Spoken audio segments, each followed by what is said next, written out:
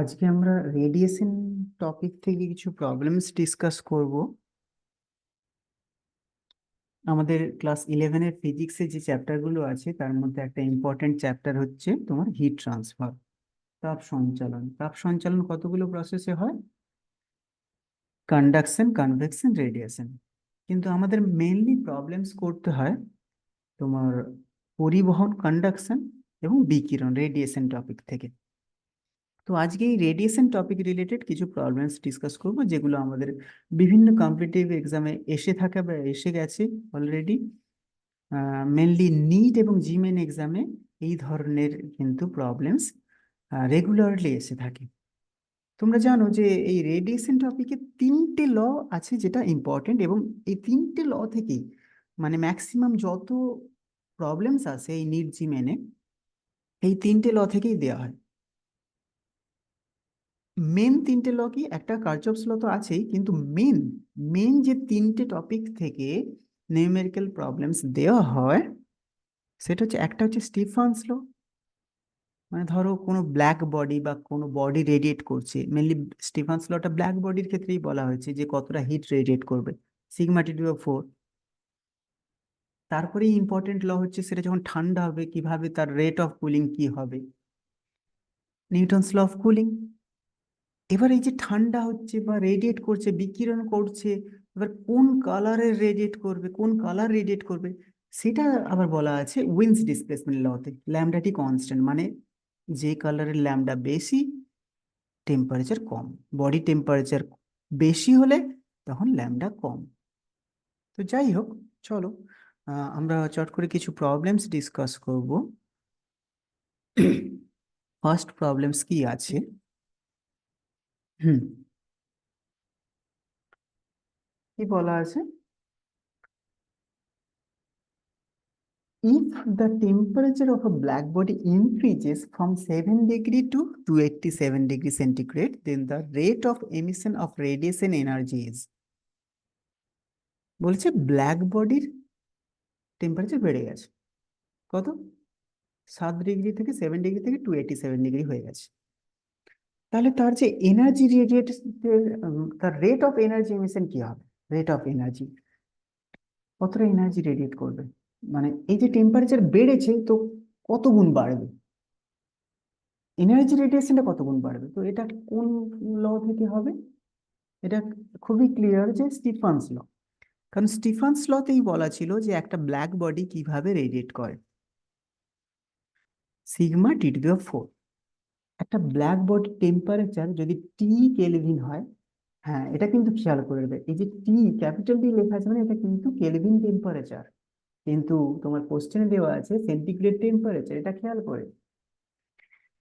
তো এই ইটা কি ছিল স্টিফানস ল? এইটাই বলা ছিল, দেখো energy, energy radiated per unit area, per unit area, per unit time, সেকেন্ডে, একক সময়ে একক ক্ষেত্রফলে বিকিরিত শক্তি, এটা কিন্তু বলা ছিল। তাই এখানেও বলে দেওয়া আছে কিন্তু রেট অফ এমিশন।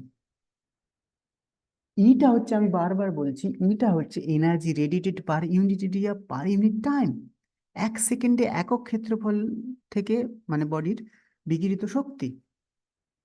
এখানে যদি টোটাল কতটা এনার্জি রেডিয়েট হচ্ছে বা পাওয়ার রেডিয়েট হচ্ছে, তখন কিন্তু তার এরিয়া দিয়ে মাল্টিপ্লাই করতে হবে, গুণ করতে হবে। যাই হোক, শুধু এই প্রবলেমটাতে ফোকাস করা যাক। তাহলে কি হবে? তাহলে টেম্পারেচার কতটা বেড়েছে তার জন্য ই, ইটা কতটা বাড়বে। তাহলে তুমি করতেই পারো যে ই ড্যাশ নতুনই বা ই ইকুয়াল টু তাদের টেম্পারেচার গুলো বসাতে পারো, কিন্তু এখানেই কিন্তু ভুল হয়ে গেল, বাস এখানেই ভুল হয়ে গেল।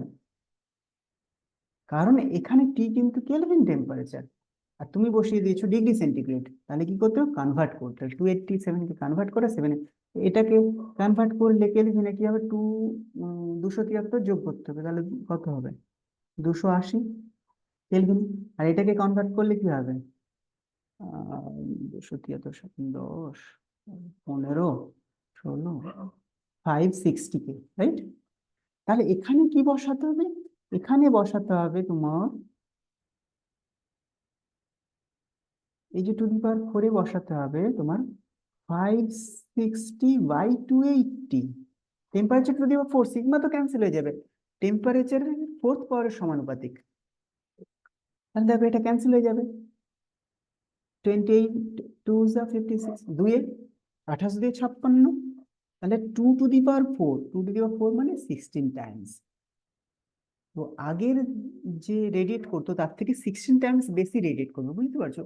এটা কিন্তু খুব সহজে করতে পারো। এই যে টেম্পারেচারটা জাস্ট দেখে নেবে, টেম্পারেচার দেখো জাস্ট ডাবল হচ্ছে কেলভিনে, টেম্পারেচার কেলভিনে জাস্ট ডাবল হচ্ছে। তাহলে টেম্পারেচার যদি ডাবল হয় মানে টি এর যে চেঞ্জটা, টি এর চেঞ্জ হচ্ছে টি থেকে 2t হবে, তাহলে এক্সট্রা ফ্যাক্টর কি আসছে 2, তো two the power four 16 Times. তো আনসার কি হবে? এই যে অপশন 2, আনসার হবে 16 টাইমস। এরপরে কি আছে দেখা যাক, সেকেন্ড প্রবলেম।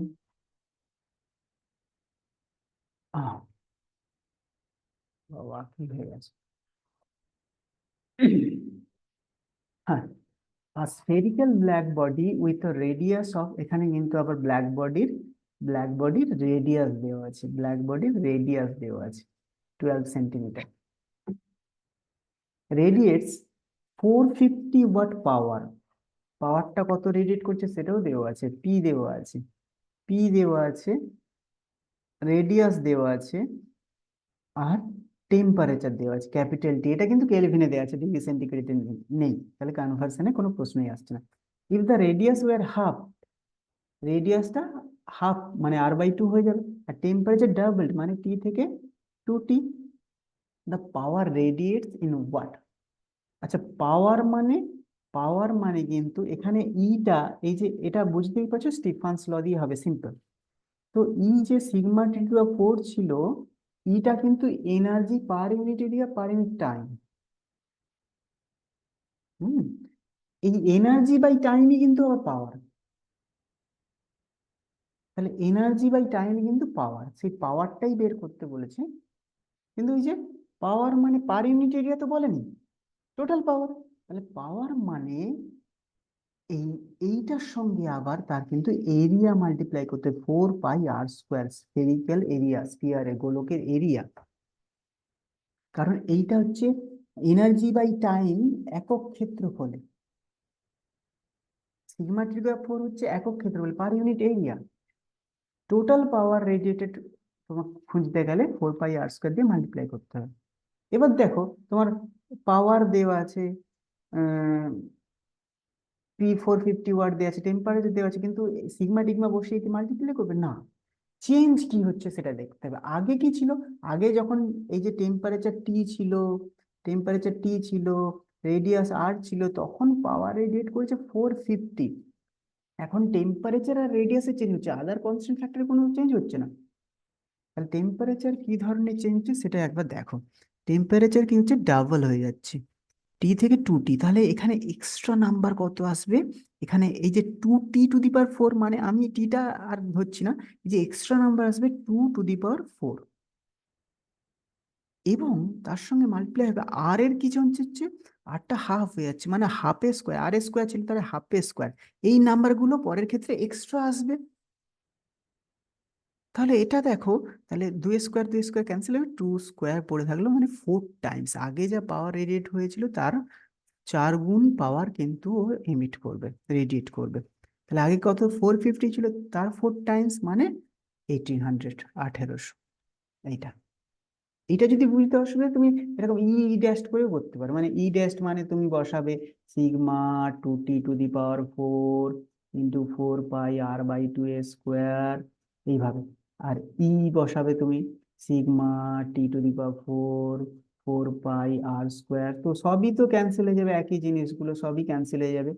হ্যাঁ তাই না, শুধু পড়ে থাকবে ওই হাফ স্কোয়ার টু দি পাওয়ার 4, তাই আমি ওইভাবে চট করে করে দিলাম। তো এটাও স্টিফানস ল দিয়ে হলো। এরপরে চলো কি আছে। হুম,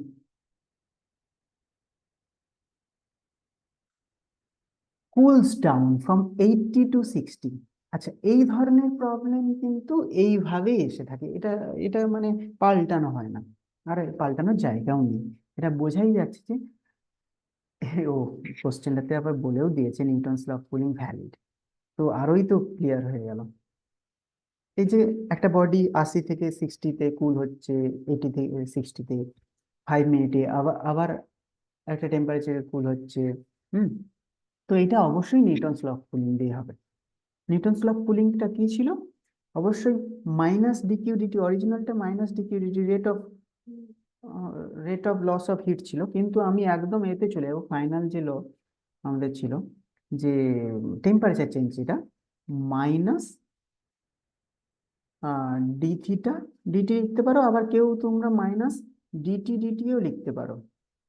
নিচেরটা টাইমের চেঞ্জ, টাইম, আর উপরেরটা কিন্তু টেম্পারেচার। এবার টেম্পারেচারের যে চেঞ্জ সেটা কেলভিন স্কেলে আর সেন্টিগ্রেড স্কেলে তো একই, তো থিটা বলতে আমরা বোঝাই সেন্টিগ্রেড স্কেলে, এবং বড় টি বলতে বোঝাই ক্যাপিটাল টি কেলভিন স্কেলে। তো এটা তোমরা যা খুশি লিখতে পারো, থিটা ক্যাপিটাল টি যা খুশি লিখতে পারো। এইটা প্রপোর্শনাল টু বা ইকুয়াল টু যদি করি সাম কনস্ট্যান্ট ইনটু তোমার থিটা মাইনাস থিটা নট, বা এখানে হলে তোমার টি মাইনাস টি নট, এরকম দিয়ে দেবে। হ্যাঁ, কিন্তু আমি থিটাটাই ধরছি, এখানে তো তোমার ডিগ্রি সেন্টিগ্রেডেই সব দেওয়া আছে, তো অসুবিধা নেই। এখানে থিটা নটটা কি, থিটা জিরোটা, থিটা নট বা থিটা জিরো যাই বলো, এটা কিন্তু সারাউন্ডিংস, আশেপাশের টেম্পারেচার, এটা কিন্তু বডি টেম্পারেচার। এখানে খেয়াল করি বডি টেম্পারেচারটা খুব গন্ডগোল করবে। তো যাই হোক, এবার দুটো, একটা কন্ডিশন দেওয়া আছে তার টাইম দেওয়া আছে, একটা এই যে টেম্পারেচার কমার সময় তার টাইম দেওয়া আছে, আর একটা টেম্পারেচার কমার সময় তার টাইমটা তোমাকে ক্যালকুলেট করতে হবে। পরের টাইমটা ক্যালকুলেট, তা দুটো যখন দেওয়া আছে তাহলে দুটো ইকুয়েশন কম্পেয়ার করবে সবসময়, কম্প্যারিজন টাইপের, কম্পেয়ার করে বা রেশিও করে ভ্যালু করে নেবে।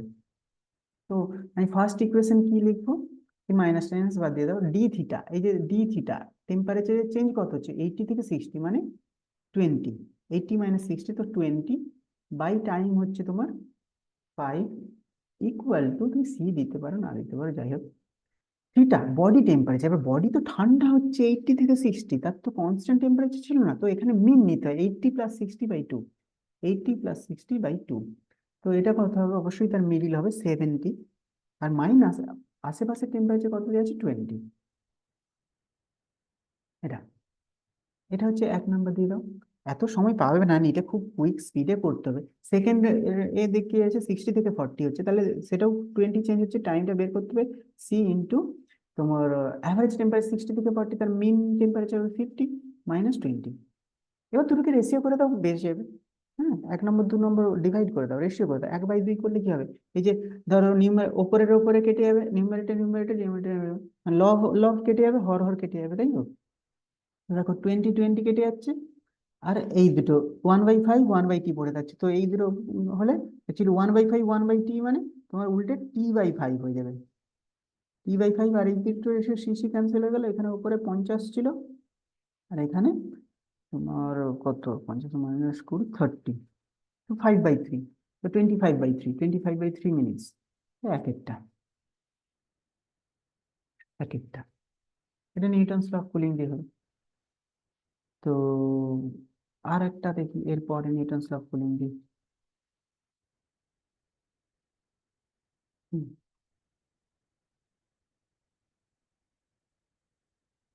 এটা কি আছে, the temperature of body drops from ওই 60 থেকে 40 7 মিনিটে দেওয়া আছে, সারাউন্ডিং টেম্পারেচার দেওয়া আছে।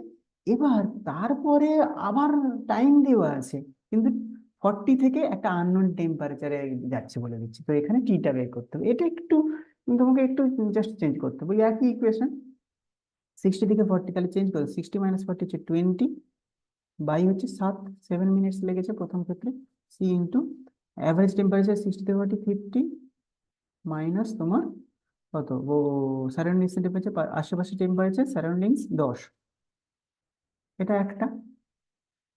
সেকেন্ড কেসে বলা আছে তুমি জানো না 40 থেকে টি, তাহলে 40 - টি/7, এগুলো সব দিয়েছে, টিটা বের করতে হবে, সি ইন্টু তোমার এটা কত 40 থেকে টি হয়েছে, তাহলে 40 + টি/2, অ্যাভারেজ -10।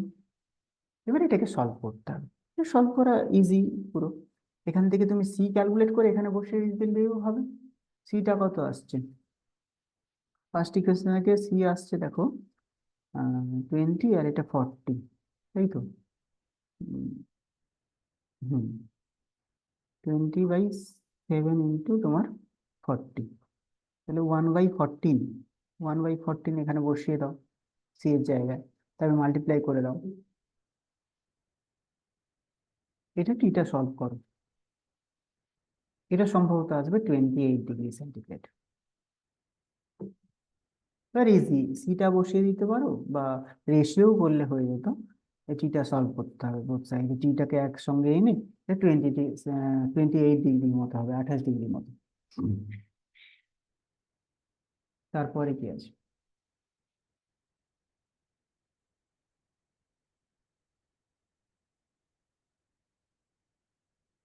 এবার কি আছে? হুম, for an object radiating heat at 300 K, একটা বডি বা অবজেক্ট আছে সেটা হিট রেডিয়েট করছে, মানে ওই কিন্তু আবার স্টিফান্স চলে এলো। স্টিফান্স, কি বলা আছে যে হিট রেডিয়েট করছে, তার টেম্পারেচার 300 K, তার কোরেসপন্ডিং এই যে টেম্পারেচার কোরেসপন্ডিং ওয়েভ লেন্থ দেওয়া আছে, মানে উইন্ডস ডিসপ্লেসমেন্টও চলে আসছে। আচ্ছা, ওয়েভ লেন্থ আর টেম্পারেচার, আচ্ছা, যখন 300 ল্যামডা দেওয়া আছে, তাহলে টেম্পারেচার যদি আরো বেড়ে যায় 300/300, মানে 600 হয়ে গেল, তাহলে ওয়েভ লেন্থ কত হবে? জাস্ট হাফ, তাই না? উইন্ডস ডিসপ্লেসমেন্ট ল কি ছিল? Lambda t constant. তো এখানে বলেছে যখন 300 টেম্পারেচার ছিল তখন ছিল ল্যামডা, যে রেডিয়েট করছিল তার ওয়েভ লেন্থ। এবার যদি টেম্পারেচার আরো 300 বেড়ে যায়, ইনক্রিজেস বাই 300, তাহলে 600 ডাবল হয়ে, টেম্পারেচার যদি ডাবল, এই যে টেম্পারেচার যদি ডাবল, এই যে 2T হয়ে যায়, তাহলে এই ল্যামডা টি এর গুণফলকে কনস্ট্যান্ট একই থাকতে হলে তাহলে ল্যামডাটাকে হাফ হতে হবে, root two cancel, lambda t থাকলো। তাহলে টেম্পারেচার ডাবল হচ্ছে, তাহলে ল্যামডা হচ্ছে হাফ হয়ে যাবে। এটা Wien's displacement law related problem, এটা অপশন 1 হবে। এরপরে কি আছে? এটা উইন্স ডিসপ্লেসমেন্ট ল থেকে, তাহলে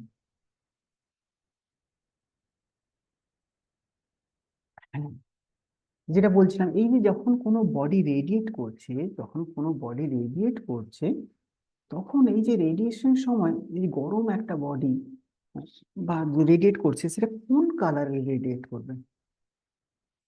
কোন কালার রেডিয়েট করবে? ওই যে ল্যামডা টি কনস্ট্যান্ট, ল্যামডা বেশি হলে বা কারো টেম্পারেচার বেশি, তাহলে ল্যামডা কম, মানে কম ওয়েভ লেন্থের লাইট রেডিয়েট করবে। কম ওয়েভ লেন্থ কার? যেমন ব্লু, ব্লু এর ওয়েভলেন্থ কম, ব্লু ভায়োলেট এদের কম। আর সব থেকে বেশি হচ্ছে রেডের, রেডের বি হচ্ছে রেড, তার ওয়েভলেন্থ সব থেকে বেশি, রেডের ওয়েভলেন্থ সব থেকে বেশি, তাহলে টেম্পারেচার হবে খুব কম। এই যে বি এর টেম্পারেচার সব থেকে কম, শেষে বি আছে, হ্যাঁ, বি এর টেম্পারেচার সব থেকে কম। আর ব্লু এর টেম্পারেচার, ব্লু এর ওয়েভলেন্থ কম, ব্লু এর ওয়েভলেন্থ কম, তো টেম্পারেচার সব থেকে বেশি, এর টেম্পারেচার সব থেকে বেশি, তাহলে অপশন 1। তাহলে কি, ব্লু এর টেম্পারেচার সব থেকে বেশি হবে আর রেড এর টেম্পারেচার সব থেকে কম হবে।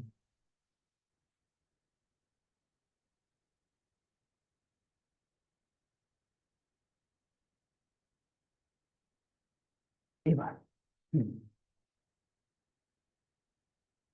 এবার দেখো, অনেক সময় আমরা যেমন প্রত্যেকটা এর আগের প্রত্যেকটা প্রবলেম দেখলাম যে কোন একটা ল থেকে, পার্টিকুলার ল থেকে, হয় স্টিফানস ল থেকে শুধু, বা নিউটনস ল অফ কুলিং থেকে, বা সরাসরি একদম টেম্পারেচার ডাবল হয়ে গেছে তো ল্যামডা কত হবে? হাফ হবে, অবভিয়াসলি উইন্স ডিসপ্লেসমেন্ট ল থেকে সরাসরি দিয়ে দিয়েছি। কিন্তু অনেক সময় দেখা গেছে নিটে যে দুটো লকে কম্বাইন্ড করে দিয়ে দেয়। এই প্রবলেমটা দেখো, তাহলেই বুঝতে পারবে। বলছে if the power radiated by a black body is P and it radiates maximum energy at wavelength lambda naught, যখন একটা বডি রেডিয়েট করছে, তার পাওয়ার পি যখন রেডিয়েট করছে, তখন তার ম্যাক্সিমাম যে পিকটা পেয়ে গেছে, উইন্স ডিসপ্লেসমেন্ট গ্রাফটা তুমি জানো, এইভাবে একটা পিক থাকে। তো এই যে ল্যামডার পিকটা পাওয়া গেছে, সেটা ল্যামডা নটে, এখন পাওয়ার পি।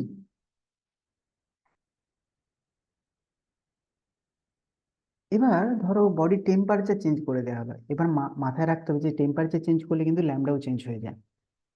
তাহলে দেখো তার পিকটা অবশ্যই অন্য ল্যাম্বডা, ডিফারেন্ট ল্যাম্বডাতে পাওয়া গেছে, অন্য ল্যাম্বডাতে পাওয়া গেছে। টেম্পারেচার চেঞ্জ করলে সেই পিক গুলো শিফট করে যায় না এরকম করে। হম। তো উঁচু গ্রাফ হলে আরো আগে হবে। ল্যাম্বডাতে এই গ্রাফটা দেখতে হবে উইনস্টিস না, হ্যাঁ ভালো করে। তো বলেছে দেখো যখন পি পাওয়ার রেডিয়েট করতো, একটা টেম্পারেচার ধরো টি ছিল, তখন ল্যামডা রেডিয়েট করতো। এখন টেম্পারেচার চেঞ্জ হয়ে গেছে, সো ল্যামডাও চেঞ্জ হয়ে গেছে।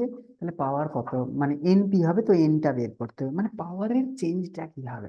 তো ল্যামডা দেওয়া আছে মানে তোমাকে বুঝতে হবে ল্যামডার ইনফরমেশন থেকেই টি এর ইনফরমেশনটা কিন্তু বের করতে হবে। ল্যামডার ইনফরমেশন থেকেই টি এর ইনফরমেশনটা পেতে হবে, কারণ পাওয়ার যে স্টিফানস লতে বলা আছে যে পাওয়ার রেডিয়েটেড, এটা কিন্তু অনলি ডিপেন্ডস অন T⁴ এটা কিন্তু কেলভিন যে টেম্পারেচার, তার ফোর্থ পাওয়ারের সমানুপাতিক, আর কিছুর উপর নির্ভর করে না, ডিপেন্ড করে না। কিন্তু এখানে ল্যামডা দেওয়া আছে, টি তো বলা নাই, এতক্ষণ কি সরাসরি দেওয়া ছিল, টি বলা ছিল, কিন্তু এখানে ল্যামডা দেওয়া আছে। তো এখানে বুঝতে হবে তুমি টি এর ইনফরমেশনটা কি করে পাবে। তো ল্যামডারা যদি আগে কত ছিল, ল্যামডা নট ছিল, এখন হয়েছে কত, 3/4 ল্যামডা নট। তাহলে আমরা জানি যে ল্যামডার মতো করে টিও চেঞ্জ হয়ে যাবে। তাহলে এখন আগে যদি টি থাকতো, এখন তাহলে টি কত হবে, তাহলে এর উল্টোটা ঠিক 4/3 টি হয়ে যাবে, যাতে করে 3/4 4/3 গুণ হয়ে আবার সেই ল্যামডা টি আসছে। ল্যামডা টি তো কনস্ট্যান্ট, আগে ছিল ল্যামডা, এখন 3/4 ল্যামডা হয়ে গেছে, তাহলে টি যদি থাকে এখন 4/3 টি হয়ে যাবে। তাহলে তো পাওয়ার সোজা হয়ে গেল। তাহলে আগে পাওয়ার T⁴ হিসেবে চলতো, এখন পাওয়ার পি ড্যাশড হয়ে যাবে তোমার 4/3 T⁴ হিসেবে। তো এক্সট্রা নাম্বার কত আসছে, আগেও T⁴, পরেও T⁴, তো এক্সট্রা নাম্বার আছে 4/3 4 টু দি পাওয়ার 4 হয় 256, 3 টু দি পাওয়ার 4 হয় 81। তার মানে এখন যে পাওয়ার 256/81, এই এত টাইমস বেড়ে যাবে পাওয়ারের রেট। তার মানে অপশন 3। তো এই রেডিয়েশন চ্যাপ্টার থেকে কিন্তু আমাদের এই তিনটে ল খুব ভালোভাবে এবং তার রিলেটেড প্রবলেমস গুলো ভালোভাবে করতে হবে, কারণ এই ধরনের প্রবলেমস কিন্তু আমাদের বিভিন্ন কম্পিটিটিভ এক্সাম, মেনলি নিট এবং জেইই মেনে রেগুলার আসে। নিউটনস ল অফ কুলিং থেকে তো খুবই আসে, বা স্টিফানস ল, উইনস্টিস ল, তিনটে থেকে।